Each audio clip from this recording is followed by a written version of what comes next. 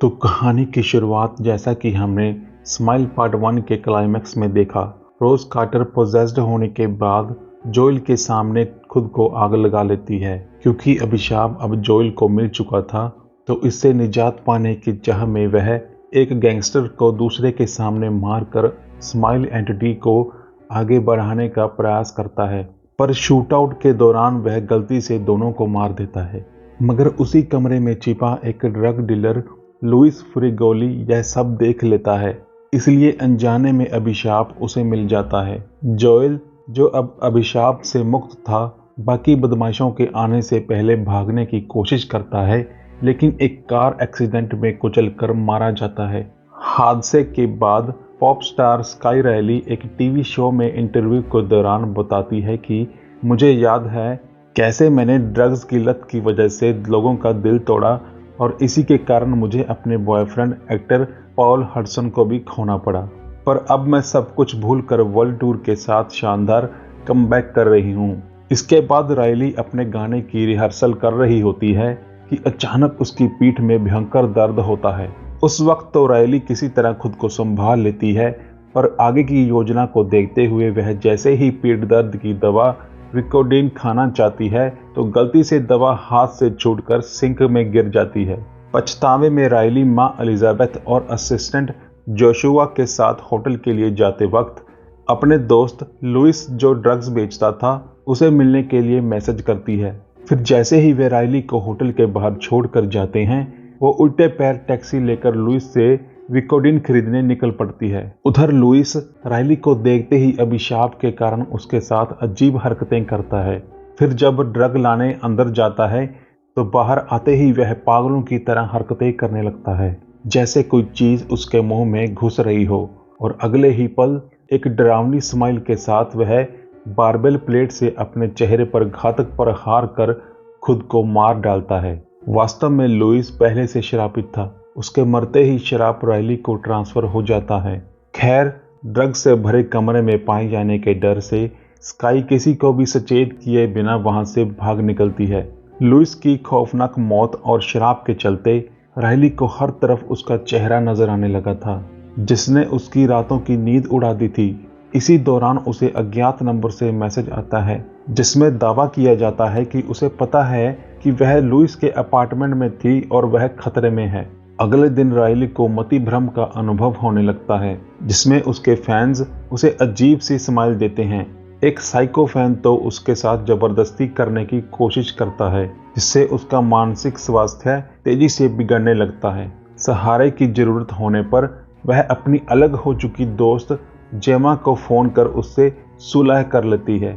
Phone करके Riley अपना मन बहलाने के लिए पियानो बजा रही होती है कि उसे वही साइको फैन दोबारा नजर आता है। उसे देख वह बाहर की तरफ दौड़ती है, पर जब उसका भ्रम टूटता है तो वह अपनी दोस्त जेमा को अपने सामने पाती है। उसी रात स्काई को 1 साल पहले हुए एक्सीडेंट का सपना आता है। घबराहट में अचानक जब उसकी आंख खुलती है तो वो देखती है कि जेमा डरावनी स्माइल के साथ उसे घूर रही है।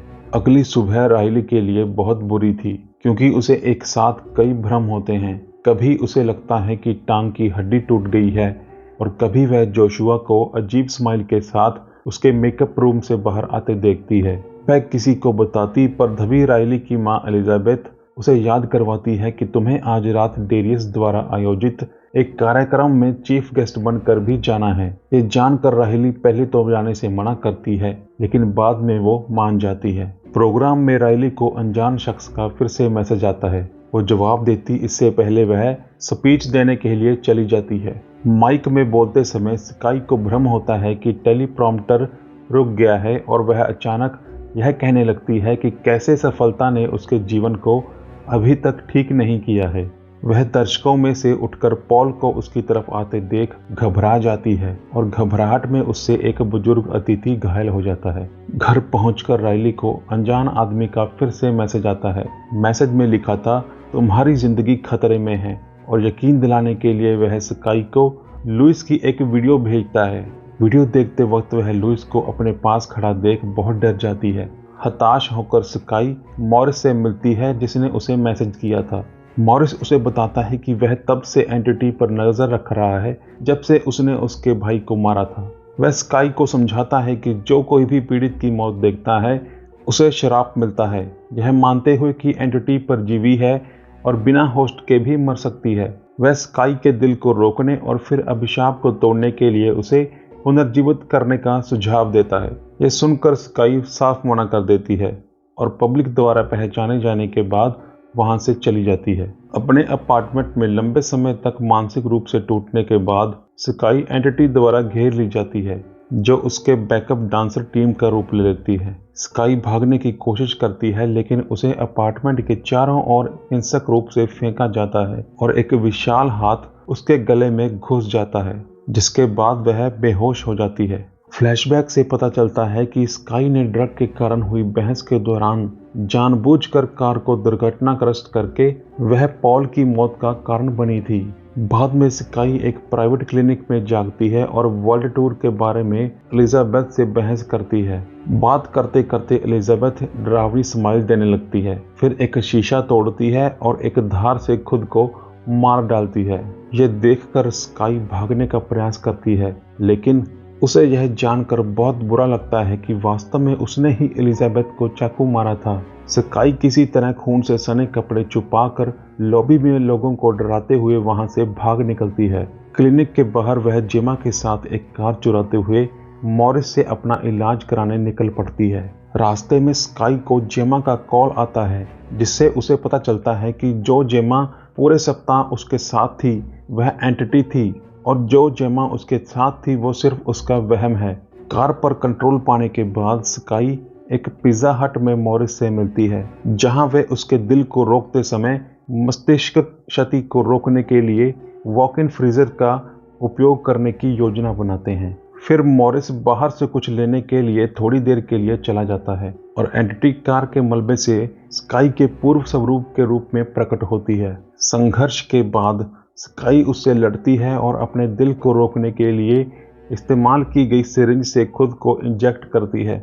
बिना किसी बदलाव के एंटिटी मजाकिया अंदाज में कहती है कि तुम खुद को कंट्रोल नहीं कर रही, मैं कर रही हूँ। फिर वह स्काई को एक रिब केज उपकरण में बंद करके कहती है वहां एंजॉय करना। अगले ही पल स्काई लाखों ऑडियंस के सामने परफॉर्म करने के लिए खुद को स्टेज पर पाती है। वह दर्शकों में अभी भी जीवित एलिजाबेथ, जोशुआ और डेरिस को देखती है और महसूस करती है कि पिछले कुछ दिनों में जो कुछ भी हुआ वो सब एक भ्रम था। लेकिन तभी एंटिटी स्काई के वर्तमान रूप में प्रकट होती है और फिर अपना पेट फाड़कर उसका असली रूप प्रकट करती है। एक बहुत बड़ा त्वचा रहित प्राणी जिसके कई मुस्कुराते हुए मुंह एक दूसरे के भीतर बसे हुए हैं। स्काई घुटनों के बल गिरने से पहले चीखती है और एंटिटी स्काई का मुंह फाड़कर उसके अंदर चली जाती है। भीड़ को ऐसा लगता है कि स्काई एक्टिंग कर रही है। इतने में प्रेतग्रस्त स्काई एकदम से खड़ी होकर सबको डरावनी स्माइल देने लगती है, क्योंकि वह हजारों भयभीत दर्शकों के सामने माइक्रोफोन अपनी आंख में घुसाकर खुद को मार डालती है। अब लाखों लोगों को ये अभिशाप मिल जाता है। देखते हैं कि स्माइल पार्ट 3 में क्या होता है।